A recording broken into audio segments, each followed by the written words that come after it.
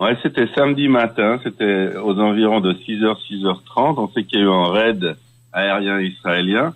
On le sait selon des sources étrangères parce qu'il n'y a jamais aucun commentaire du porte-parole de Tsahal qui ne parle jamais de ce qui s'est déroulé à l'extérieur des frontières du pays selon des sources étrangères. La MENA a appris que ça s'est passé à 14 kilomètres au sud-ouest de Damas et donc il y a 40 kilomètres de la frontière israélienne. Alors les premières informations qu'on a eues, elles nous venaient de l'Observatoire syrien des droits de l'homme qui parlait d'importantes explosions dans la capitale syrienne et de nombreuses coupures de courant. On a su et on a eu des détails plus précis au fur et à mesure du week-end que la cible, en fait il y a eu plusieurs cibles. On en compte ici à Metula 3 ou 4. La première dont on est sûr, c'est effectivement à Al-Kiswa. C'est le quartier général de la 91e brigade, la première division de l'armée gouvernementale syrienne. Eh bien, cette base a été anéantie, ce quartier général anéanti, avec 35 à 40 soldats et officiers du régime, dont parmi les morts, eh bien, le colonel Ammar Abou Al-Alim, colonel syrien qui commandait cette base. Alors, on a vu les photos, on dirait la surface de la Lune. C'est assez impressionnant au niveau de la violence de la frappe et de l'étendue de la frappe.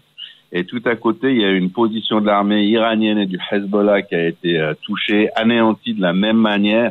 Donc, les mêmes images qui sont arrivées dans le courant de la journée d'hier.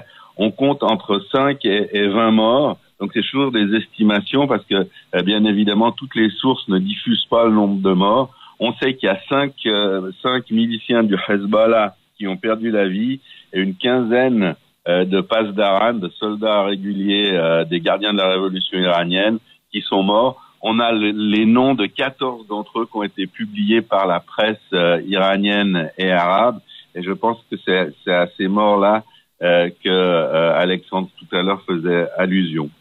Et puis, il y a la troisième cible que les professionnels appellent le point 13. Point 13 parce qu'il y a 13 kilomètres de Damas, qui est une base construite par les Iraniens depuis le mois de janvier. Elle avait été photographiée par des satellites au début du mois de novembre. Et nous, le 14 novembre, dans un article, ou en illustration d'un article de Michael Bey, le chef de la MENA libanaise, eh bien, on avait présenté ces photographies de satellites parce qu'on se disait qu'une base iranienne, une base militaire iranienne importante, 25 bâtiments, des véhicules, des moyens anti-aériens, elle risquait justement d'être la cible d'une attaque israélienne. Alors, Jim, chacun a une version différente de ce qui s'est passé, à part les Israéliens qui disent rien. De sources gouvernementales syriennes, on a entendu tout le week-end qu'il se serait agi de 2 missiles Jericho 1, dont un aurait été abattu par la DCA syrienne. Ça aurait vraiment été un exploit d'abattre un missile en vol. Le problème pour les Syriens, c'est que le missile Jericho a été conçu et fabriqué avec la France dans les années 60, et que le Jericho 1 est le premier de la famille des Jericho, et que le dernier Jericho 1 a été jeté à la poubelle par Tsahal il y a environ 30 ans.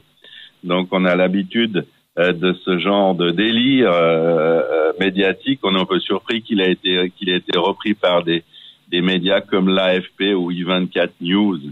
Ce qu'on pense ici à Metula, et pas seulement, c'est qu'il se serait agi de missiles air-sol, donc des missiles tirés par des avions, probablement au nombre de 5 à 7, et probablement à partir du Liban, parce qu'on en a déjà parlé dans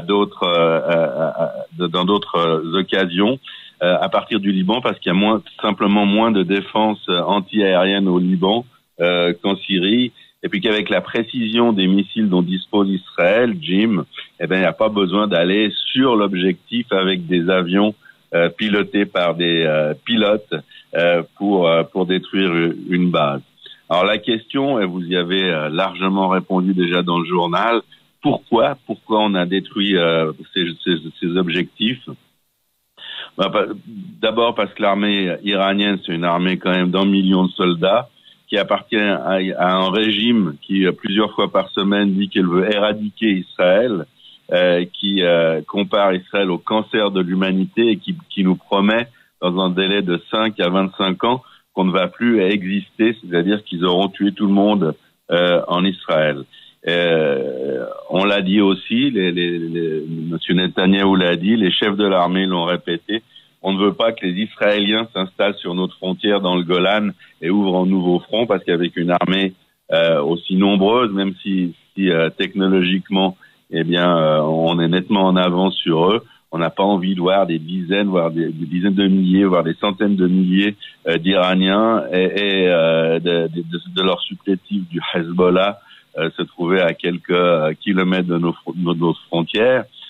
Pour que les auditeurs aient une idée plus précise, la frontière syrienne dans le Golan, elle se trouve à 22 kilomètres de la rédaction de la MENA dont je suis en train de vous parler. Donc à l'avenir, on va maintenir en Israël cette doctrine qui est répétée chaque fois, qui a été répétée hier par le Premier ministre Benjamin Netanyahou, c'est qu'on ne va pas laisser Jim, les Iraniens s'installer en Syrie, et s'il est nécessaire, comme ça s'est fait samedi à l'aube, on va intervenir contre les positions iraniennes et de leurs supplétifs que sont les miliciens du Hezbollah, également des milices chiites venues d'Irak, et même des miliciens du Pakistan et d'Afghanistan. Donc voilà un petit peu ce que nous réserve l'avenir, en ayant toujours le risque d'un dérapage et d'une inflammation générale, si je peux m'exprimer de la sorte, de la violence, parce que tant l'Iran qu'Israël possède des armes autrement plus puissantes et qui peuvent également toucher chacun des deux pays à grande distance, Jim.